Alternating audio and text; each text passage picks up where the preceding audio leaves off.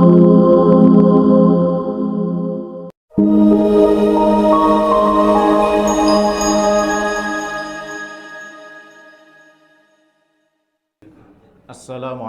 warahmatullahi wabarakatuh. Alhamdulillahilladzi hadana lihadza wa ma kunna linahtadiya laula an hadanallah. Asyhadu an la ilaha illallah wa asyhadu anna Muhammadan abduhu wa rasuluh. Allahumma salli wa sallim ala Muhammad wa ala alihi wa ashabihi wa ala kulli man sara ala nahji ila yaumiddin, amma ba'd. Jamaah sekalian yang dimuliakan Allah Subhanahu wa taala. Alhamdulillah di kesempatan siang hari ini, tentu di tengah aktivitas dan kesibukan kita semuanya, Allah berikan kepada kita kemudahan sholat zuhur berjamaah. Kemudian kita lanjutkan dengan thalabul ilmi, dengan majelis ilmu. Mudah-mudahan apa yang kita lakukan di kesempatan siang hari ini diberkahi oleh Allah Subhanahu wa taala, dan Allah jadikan sebagai amal soleh, sebagaimana Allah pertemukan kita di dunia dalam kebaikan, kelak Allah kumpulkan dan pertemukan kita dengan Rasulullah Sallallahu Alaihi Wasallam yang kita cintai. Amin ya rabbal alamin. Tema kita pada kesempatan siang hari ini adalah tentang hukum transaksi online. Nah, ada beberapa hal yang mungkin saya agak sekilas tidak kita bahas secara detail, karena saya rasa sudah pernah kita bahas. Terkait dengan jual beli, ini ada beberapa hal yang dijelaskan oleh para ulama, bahwa yang secara bahasa bahwa jual beli itu tukar menukar. Kalau bahasa orang ini, situ jual gue beli ya, gitu ya. Siapa yang jual kemudian dibeli. Artinya ada unsur tukar menukar, tetapi itu makna aslinya. Tapi kadangkala juga dipakai konotasi yang sebagaimana kita dengar, yang sebagaimana dalam media sosial atau yang lainnya. Kalau ada orang misalnya macam-macam, lalu kemudian itu bisa juga maknanya jual beli. Nah, yang lebih penting adalah definisi jual beli secara fikih. Ini saya ambil dari pandangan ulama Syafi'iyah, bahwa yang dimaksud dengan jual beli itu adalah akad yang terjadi, satu akad atau transaksi bahasa kita yang terjadi, yang tujuannya adalah tukar menukar harta.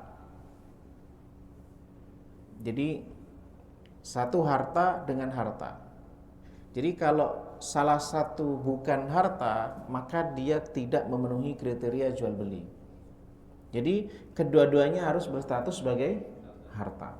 Itu pakem yang harus kita fahami dari definisi ini, yaitu akad yang bertujuan melakukan tukar menukar harta.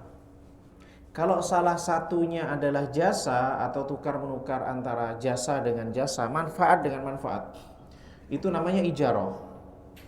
Tapi manfaat itu dalam pandangan mayoritas ulama dimaknai harta, selama manfaatnya itu legal.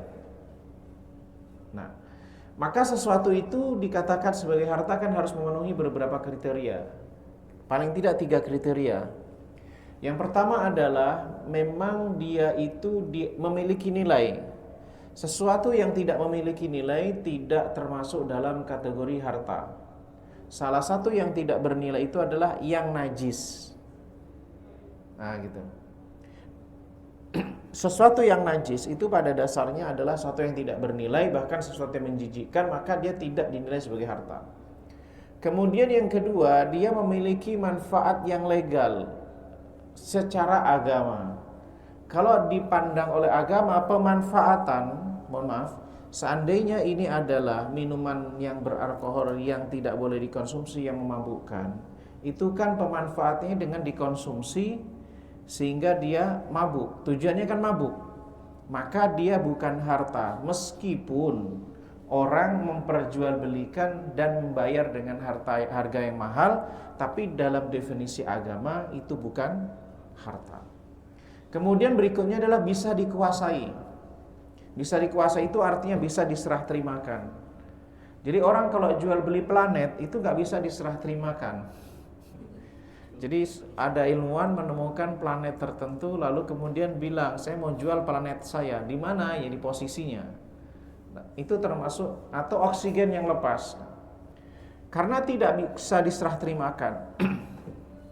Maka konsekuensinya tukar menukar itu kan bisa terjadi kalau ada kemampuan untuk menguasai sehingga bisa diserah terimakan.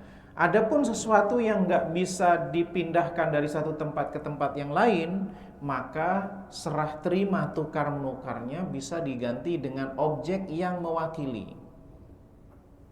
Nanti pemahaman dasar ini, Pak, itulah yang akan kita pakai dalam memahami transaksi online. Jadi pemahaman pondasi dasarnya inilah yang harus kita pahami sehingga kita bisa memahami dalam konteks online. Maka dalam transaksi jual beli itu ada yang namanya serah terima. Serah terima itu maknanya adalah penguasaan aset. Jadi kalau dalam transaksi jual beli lalu belum ada serah terima, maka belum ada penguasaan terhadap aset. Selama belum ada penguasaan aset, maka dia menjadi tanggung jawab penjual. Nah, kenapa? Karena harta itu harus diserah terima. Karena status harta adalah bisa dikuasai, maka karena nanti turunannya adalah serah terima itu kan kalau ada penguasaan. Kenapa kita nggak boleh menjual hak orang lain tanpa ada kesepakatan? Misalnya ada orang jual rumah, dijual tanpa perantara. Langsung saja kita buat iklan, kita foto jebret-jebret, kemudian kita iklankan tanpa perantara. Padahal dia perantara. Dia tidak boleh menjual harta orang lain. Kenapa? Karena dia nggak bisa menguasai. Salah satu fungsi dari transaksi jual beli adalah penguasaan terhadap aset. Karena penguasaan itulah syarat untuk bisa memanfaatkan. Jadi rentetannya begini, harta itu harus bisa dikuasai, bisa dimiliki, dikuasai. Karena penguasaan itu syarat terjadinya serah terima. Syarat serah terima inilah kemudian menjadi syarat beralihnya kepemilikan. Jadi ini ujungnya di situ, Pak. Kenapa syarat ini di awal, di ujungnya harus kita pahami? Karena nanti ada serah terima, ada pemanfaatan. Pemanfaatan itulah yang terjadi karena qabd itu tadi. Rumah yang diserah terimakan kan bukan rumahnya di bawah, tapi sertifikat atau kunci rumahnya, sehingga dengan itu dia bisa memanfaatkan. Selama belum ada serah terima, maka berarti dia belum sempurna, masih menjadi tanggung jawab penjual. Kenapa begitu? Karena nanti kalau terjadi kerusakan aset, siapa yang bertanggung jawab? Jadi gitu, para fuqaha itu menetapkan hukum itu karena nanti ada konsekuensi turunannya. Untuk kepemilikan yang berstatus kekal. Jadi berstatus kekal. Kekal ini akan terjadi perubahan ketika ada akad yang memindahkan kepemilikan terhadap pihak yang lain. Jadi kalau seseorang itu sudah memiliki satu harta, maka harta itu kekal menjadi milik dia sampai dia meninggal dunia. Kalau meninggal dunia, maka berpindah kepemilikannya secara otomatis kepada ahli warisnya tanpa harus ada akad. Tapi kemudian harta ahli waris itu menjadi harta bersama. Jadi kepemilikan itu bukan menunggu dibagi. Status kepemilikan sebenarnya ketika dia menjadi ahli waris itu sudah melekat pada dirinya. Tapi kemudian dia bisa menjual kepada pihak yang lain atau kemudian memfungsikan dengan fungsi yang lain karena dia masih menjadi harta kolektif. Tapi status kepemilikannya sudah tetap. Nah, kemudian konsekuensi dari jual beli itu adalah transaksi itu harus berupa harta kepemilikan karena tujuannya adalah kepemilikan. Nggak boleh menjual harta orang lain. Transaksi jual beli tidak akan terjadi kecuali transaksi tersebut terjadi sesuatu yang bersatu sebagai harta. Ini saya sebutkan tadi. Kemudian juga transaksi harus mencakup unsur kepemilikan dan pengalihan kepemilikan. Tamalluk itu kepemilikan, tamlik itu mengalihkan kepemilikan. Jadi transaksi jual beli itu yang menjual harus memiliki sifat tamalluk, artinya memiliki harta dia. Kemudian proses terjadi sehingga prosesnya benar, maka terjadilah tamlik. Tamlik itu artinya adalah perpindahan kepemilikan. Transaksi jual beli memiliki batasan waktu yang spesifik. Ini nanti insya Allah kita bahas secara lebih detail. Sekarang secara landasan para ulama, landasan yang paling kuat dalam Al-Quran, wa ahallallahu al-bay', dan Allah halalkan jual beli. Dan jual beli ini bukan hanya ada ketika Islam ada, tetapi adalah sudah ada sebelum syariat atau ketentuan-ketentuan tentang jual beli itu diturunkan kepada Rasulullah SAW. Nah, di ayat ini, ya ayyuhalladzina amanu la ta'kulu amwalakum bainakum bil batili illa an takuna tijaratan an taradhim minkum. Bahwa seseorang itu enggak boleh memakan harta orang lain. Maksud ayat ini Pak begini. Mohon maaf ya, ini misalnya harta pada orang lain. Harta ini tidak boleh saya gunakan, saya miliki kecuali ada proses transaksi ridho. Itulah jual beli. Maka jual beli itu adalah salah satu sarana seseorang memanfaatkan harta yang sebelumnya bukan milik dia. Jadi seseorang itu bisa memanfaatkan harta orang lain melalui apa? Melalui berbagai macam pintu. Ada pintu tukar-nukar transaksi akad tadi, bisa juga melalui hibah, bisa juga melalui hadiah, bisa juga melalui peminjaman, pemanfaatan saja. Nah, itu salah satu pintu bagaimana orang itu bisa memanfaatkan. Misalnya, saya yakin jamaah sekalian, baju yang kita pakai hari ini bukan kita yang buat. Aslinya baju yang kita pakai itu adalah milik yang membuat. Tapi kita kenapa memakainya? Halal nggak kita pakai? Awalnya nggak halal, tapi karena kita beli, sehingga kepemilikan berpindah menjadi kita, itulah antakuna tijaratan antara minkum. Kecuali Anda memperolehnya melalui transaksi jual beli. Artinya, ketika sudah dibeli, boleh dimanfaatkan, menjadi milik karena secara penuh. Nah, di dalam transaksi jual beli, karena nanti kita akan melihat secara online, ini ada beberapa hal yang harus kita lihat dan cara memetakan satu akad itu bermasalah, titik masalahnya di mana kemungkinan.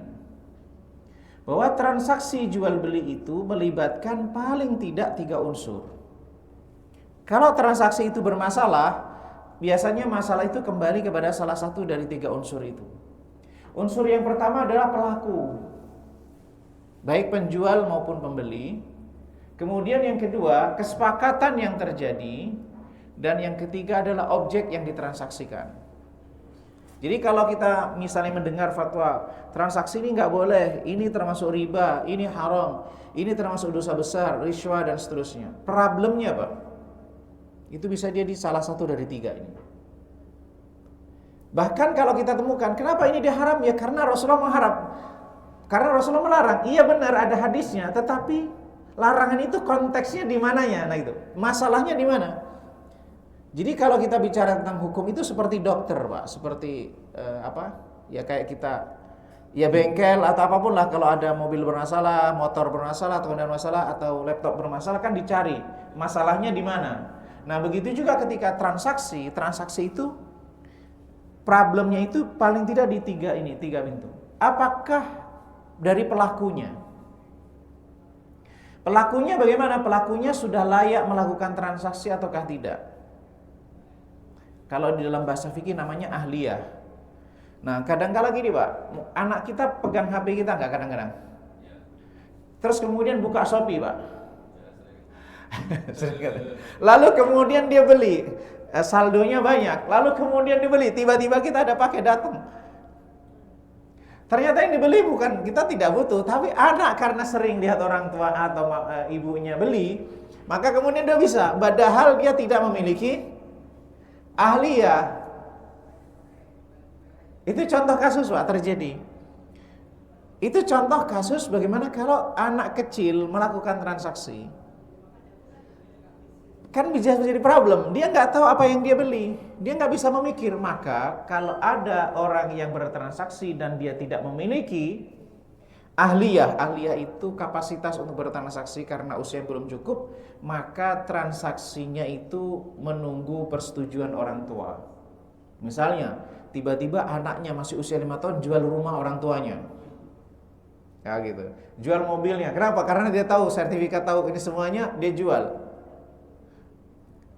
Apakah transaksi itu bisa diterima? Tidak. Dia menunggu izin dari orang tua. Kecuali transaksi barang-barang yang tidak bernilai tinggi. Ya beli permen, beli jajan dan seterusnya itu, beli gorengan itu ya anak-anak nggak menjadi masalah karena apa? Nilainya tidak terlalu besar. Kemudian yang paling krusial sebenarnya itu adalah dari yang kedua dan ketiga, Pak. Kesepakatannya seperti apa dan objeknya. Akad yang, kalau kesepakatan itu maksudnya akad yang dipakai apa? Kemudian yang kedua adalah objeknya. Biasanya terjadi masalah konflik sengketa itu di dua hal ini. Saya berikan contoh misalnya, ada orang mau buka usaha, akadnya minjem itu utang ya. Tapi dengan bahasa ini, mana uang lu saya pakai? Mana uangnya saya pakai? Ada uang nganggur enggak gitu. Ada ini di rumah, di sini saya pakai. Kan akadnya jelas, di sini uangnya saya pakai. Maksudnya apa? Maka harus clear, apakah itu utang piutang ataukah itu modal kerjasama. Kalau kerjasama ada hukum turunannya, maka dia berbagi resiko, berbagi keuntungan. Tapi kalau utang piutang adalah dia berkewajiban mengembalikan ketika ditagih, kapanpun itu. Nah, misalnya apakah akad rumah disewakan? Ini rumah disewakan atau dibeli? Kan menjadi konflik. Nah, ini persoalannya. Maka ketika transaksi online itu, maka yang harus kita identifikasi adalah transaksinya ini apa. Karena saya punya kawan, dia itu jadi perantara jualin tanah, Pak. Jadi ada orang punya tanah sekian luas begitu, dia jadi perantara, lakunya 8M. Temen ini nggak dapat apa-apa, tapi di hatinya ya apa? Itu tega banget ini. Padahal kan secara umum sudah sekian persen, benar Pak? Berapa? 2,5 atau berapa? Atau 3? 2,5 sampai 3. Dia nggak dapat apa-apa. Nah ini kan problem, kadang-kadang semuanya kalau dalam hal yang semacam ini harus dibicarakan secara clear, terang-terangan di awal. Supaya apa? Tidak kecewa, kan angka sekian, padahal tanah itu lama sekian dijual nggak laku-laku. Nah hal yang semacam inilah harus didudukkan. Kenapa? Akadnya, apakah dia memang membantu orang, sosial sifatnya, ataukah bagaimana? Nah ini yang kemudian akan menjadi problem di waktu kemudian. Nah, hal ketentuan objek transaksi. Nah, sekarang yang objek transaksi ini harus kita perhatikan. Objek yang ditransaksikan itu harus pertama wujud ya. Harus memiliki wujud, bukan sesuatu yang imajiner. Imajiner mungkin enggak, Pak? Wujud. Dia benar-benar ada hakiki. Nah ini yang ya. Dia bukan imajinasi yang diimajinasikan di dalam bentuk yang sekarang perkembangan teknologi digital. Sesuatu itu bisa dinamakan sesuatu padahal wujudnya nggak ada. Salah satunya, mohon maaf, forex online, trading online. Mohon maaf kalau di sini ada begitu ya. Orang mendesain satu transaksi, ditukar dari pertama orang punya deposit untuk melakukan transaksi, semuanya diwujudkan dalam dolar, nanti ditukarkan di dalam mata uang asing, tapi nanti dia dikembalikan lagi kepada dolar lagi. Dia akan mendapatkan keuntungan selisih di antara keduanya, tetapi ini bukan transaksi real. Kalau misalnya orang membeli dolar kemudian dia beli euro lalu dia diwujudkan euro, mau nggak? Karena sudah dibuat satu sistem sehingga nggak mungkin dia diwujudkan pasti nanti dalam bentuk Kemungkinan kan dalam bentuk dolar atau nanti ujung-ujungnya adalah bentuknya rupiah. Tetapi fluktuasi itu adalah imajiner. Seperti judi. Judi itu sebenarnya adalah satu imajiner, judi online. Wujudnya nggak ada, nggak hakiki. Dia itu hanya sesuatu yang diwujudkan dalam bentuk angka atau dalam bentuk sesuatu yang padahal hakikatnya nggak ada.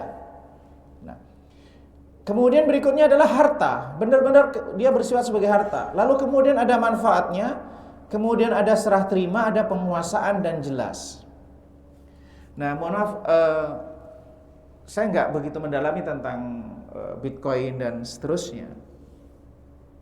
Tetapi yang perlu diperhatikan adalah apakah itu hakiki ataukah ada ruang imajinasi.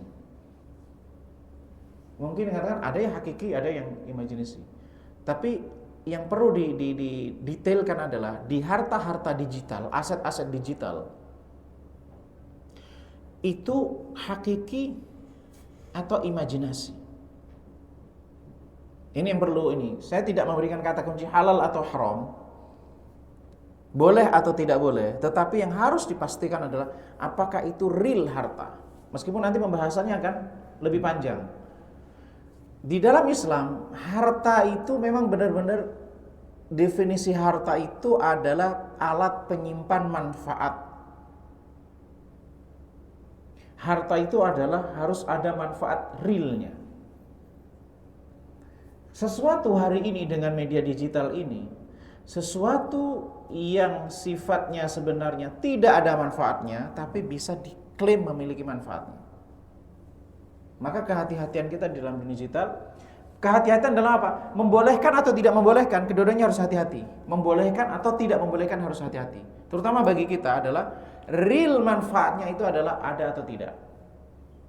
Fungsinya itu benar-benar real atau bukan atau tidak real. Itu yang harus diperhatikan. Karena status harta itu harta wujud. Misalnya gini Pak, ini harta. Harta itu dikatakan real harta adalah karena dia menyimpan manfaat. Menyimpan manfaat. Kalau sesuatu itu tidak menyimpan manfaat, maka dia tidak bisa berstatus sebagai harta.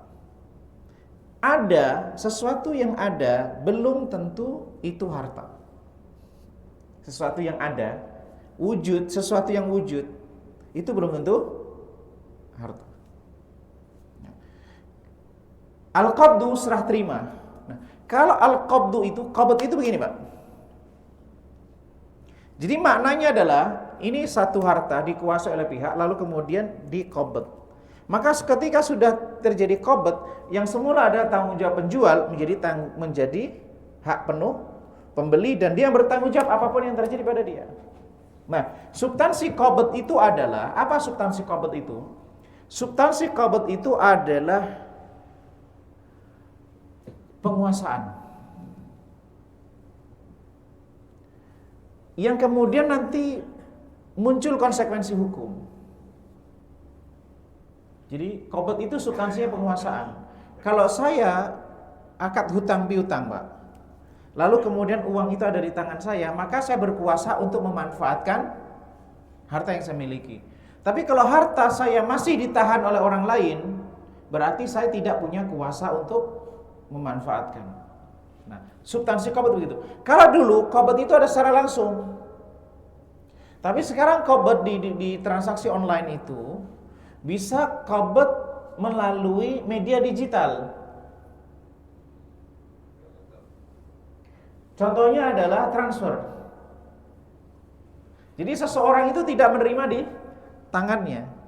Maka kalau misalnya seorang tukar menukar antara rupiah dengan dolar dan seterusnya mata uang asing, lalu mata uang asing itu tidak diterima di tangan, tapi diterima langsung oleh, misalnya gini, kita menyerahkan dolar, saya pengennya nanti dalam bentuk rupiah, tapi rupiah nggak saya terima, langsung dikirim ke rekening saya, itu meskipun uangnya nggak saya qabd di tangan saya, tetapi itu berarti dimaknai qabd. Karena apa? Ketika uang itu sudah masuk rekening saya, masa bisa menggunakan untuk keperluan saya.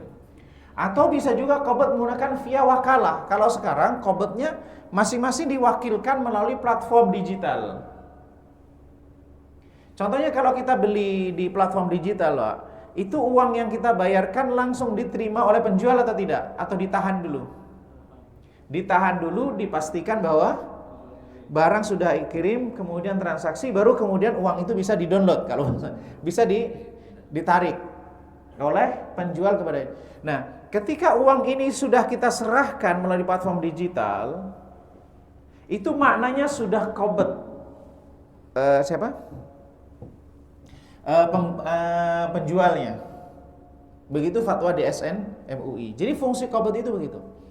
Kemudian berikutnya, hal yang penting juga ada masalah khiyar.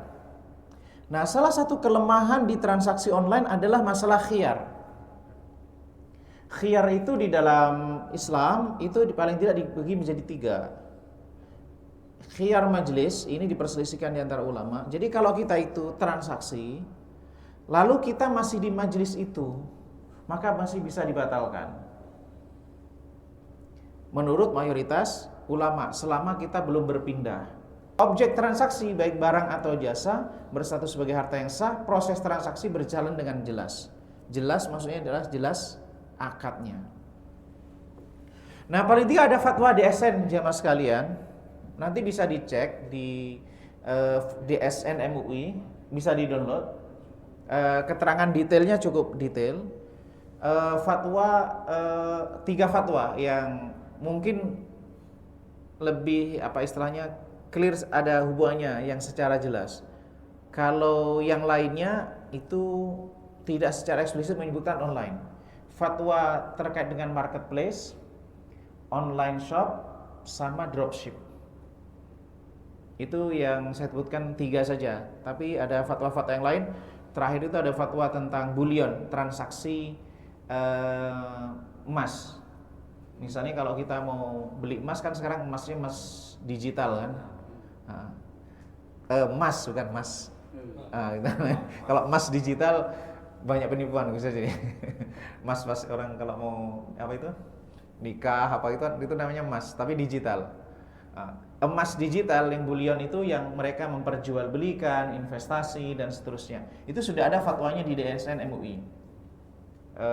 Fatwa yang kalau nggak salah itu fatwa yang terakhir dari DSN MUI. Nah, fatwa DSN MUI tentang online shop, fatwa nomor 146. Transaksi melalui online shop hukumnya boleh, Pak. Ini kata ketentuannya. Tapi nanti untuk lebih detailnya silakan diakses di fatwanya. Saya hanya mengambil poin-poin yang terpenting saja. Hukumnya boleh selama memenuhi ketentuan.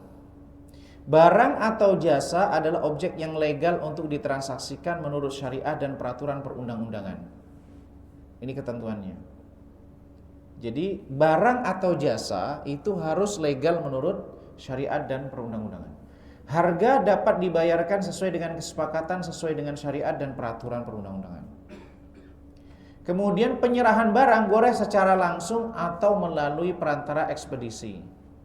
Nah, perantara ekspedisi ini, pengiriman barang kan kalau kita transaksi online itu pasti kan barangnya kan hakiki, tergantung objeknya ya. Kalau objeknya adalah produk digital pasti dikirim ke email, kirim ke ke fasilitas yang kita miliki lah. Atau kalau kita misalnya saldo, top up dan seterusnya kan langsung kita transfer, dikirim kepada saldo kita. Nah, kalau yang sekarang kita masuk adalah transaksi misalnya beli buku secara online atau gadget secara online. Nah, pertanyaannya adalah yang bayar ekspedisinya siapa? Dari fatwa DSN MUI, transaksi ekspedisi itu bisa dilakukan, yang melakukan jasanya bisa penjual, bisa juga pembeli. Artinya kalau kita pesan buku, lalu kemudian kita beli bukunya, kemudian juga nanti kita yang bayar jasa pengirimannya. Tapi ini ada turunan hukumnya, Pak. Yang kedua adalah jasa itu disediakan oleh penjual. Kenapa? Kadang-kadang kalau kita lihat, pernah ngalami, Pak, oleh detail, ongkos kirimnya 10.000, tapi ketika kita cek ternyata 9.000. Pertanyaannya, yang 1.000 itu halal atau enggak? Kemana? Dia iya. Ini untuk mengkelirkan akadnya ya, supaya kita tahu angka 1.000 ini halal atau tidak. Jadi gini. Biasanya ada deskripsinya tuh. Ya, makanya harus deskripsinya itu penting. Kalau akadnya adalah penjual itu sebagai wakil dari pembeli, kan ini harganya sekian, harga ongkirnya sekian. Ongkir itu maksudnya adalah itu tanggung jawab pembeli, cuman penjual menfasilitasi untuk dipilihkan siapa. Nah, kalau itu adalah 9.000 ya 9.000. Kecuali dijelaskan 1.000 ongkos packaging dan seterusnya. Nah, itu jadi halal. Itu kan harus clear, Pak. Karena yang khawatir adalah tidak clear itu di mana? Ongkirnya 10.000, ternyata ongkirnya adalah 9.000. Atau kalau ada diskon, itu menjadi milik siapa? Maka yang penjual itu bisa berbisnis double, Pak. Boleh. Dia berbisnis barang yang dia jual plus berbisnis pengiriman. Jadi pembeli itu beli biaya pengirimannya bukan ke ekspedisinya, belinya ke penjual. Bisa ditangkap, Pak? Kalau yang menjual biaya ekspedisinya itu adalah penjualnya, bukan ekspedisinya, dia tidak beli ke ekspedisi, maka yang 1.000 itu jadi keuntungan dia dan itu sah. Boleh. Tapi kalau yang nanggung adalah ketentuannya adalah pembeli yang membayarnya adalah ke ekspedisinya, akadnya dia dengan ekspedisinya dan penjual sebagai wakil, yang 1.000 nggak sah. Kecuali itu dia minta ujroh, ada kesepakatan upah atas packaging. Nah, kalau ada packagingnya biaya nggak ada menjadi masalah. Nah, itu ketentuan yang kadang-kala kita sederhanakan tetapi berpengaruh terhadap hukum angka. Kalau ada lebih ada kurang, itu siapa yang nanggung? Oke. Kemudian fatwa DSN yang terkait dengan marketplace nomor 144. Jadi agar lebih singkat ya. Jadi kalau kita itu belanja melalui marketplace, yang terlibat itu paling tidak ada kurang lebih 4 pihak ya. Pertama adalah pembeli, ada penjual, ada penyedia jasa marketplace, kemudian ekspedisi. Berapa itu? 4. Nah, yang perlu kita clearkan adalah semuanya kan harus clear akad itu kalau online. Akad transaksi jual beli terjadi antara penjual dan pembeli. Sekarang pertanyaannya adalah posisi marketplace, pemilik marketplace atau jasa marketplace itu dia dapat keuntungan, dia akadnya apa? Ada beberapa kemungkinan. Dia itu menyediakan jasa apa istilahnya? Jasa perantara. Jadi dia jasa marketing. Nah, dia dapat fee-nya sekian persen dari penjualan. Memang khilaf itu, khilaf di antara ulama. Kalau misalnya seseorang itu minta fee sekian persen dari penjualan, ada sebagian ulama memperbolehkan, ada sebagian tidak memperbolehkan. Tapi kalau itu gak ada urusannya dengan pembeli, Pak, itu urusannya adalah antara marketplace dengan penjual. Jadi kalau kita belanja dan seterusnya, kita gak ada hubungan, gak ada ketentuan hukum yang berhubungan dengan kita, urusan antara marketplace dengan penjual. Nah, bagi penjual yang penyedia jasa marketplace itu bisa juga ada beberapa akad yang dipakai. Bisa juga wakalah bi ujroh. Wakalah bi ujroh itu dia sebagai wakil dari pemilik barang, lalu dia yang menjualkan dan dia dapat ujroh, dapat fee dari penjualan. Atau bisa juga dia itu ya menyediakan penyedia jasa, bukan jasa, tapi dia akadnya sebagai ulama mengatakan itu akad peminjaman tempat. peminjaman tempat. Jadi orang bisa mengiklankan di situ, tapi nanti dia akan mendapatkan fee dari penjualannya. Tapi kalau mudharabah memungkinkan pakai akad mudharabah? Tidak memungkinkan. Dia tidak bisa menjadi akad mudharabah. Juga syarikah nggak memungkinkan. Karena syarikah itu modalnya harus jelas, harus dinilai dengan angka. Mudharabah juga harus di-clearkan. Oke. Kemudian berikutnya yang dropship. Ini dropship. Waktunya sudah cukup ya. Oke. Kalau dropship itu diperbolehkan dan akadnya adalah akad salam. Selama objek yang ditransaksikan bukan objek spesifik terbatas. Maksudnya bagaimana? Barangnya banyak padanannya.